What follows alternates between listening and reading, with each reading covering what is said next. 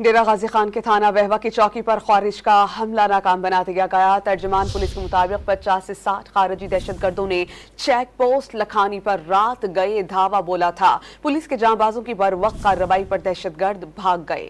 مزید جانتے ہیں ڈان نیوز کے نمائندے میاں صفدر سے۔ جی صفدر، مزید بتائیے گا۔ جی بالکل، یہ ڈیرہ غازی خان تھانہ بہوا ہے جہاں پر پنجاب اور کے پی کے کی سرحدی چیک پوسٹ ہے چوکی لکھانی، جہاں پر رات گئے جو ہے 50 سے 60 جو ہیں مبینہ دہشت گردوں نے حملہ کیا تھا، جس کو پنجاب پولیس نے اس کو حملے کو پسپا کیا ہے۔ R P O D G Khan سمیت D P O D G Khan جو ہے ایلیٹ فورس اور تھانہ بہوا کی ٹیموں کے وہاں پر موقع پر پہنچے تھے، اور یہ اس سے پہلے بھی جو ہے یہاں پر مور جھنگی ہے چیک پوسٹ چوکی، جہاں پر پچھلے کچھ 2 مہینے پہلے بھی یہاں پر حملہ ہوا تھا۔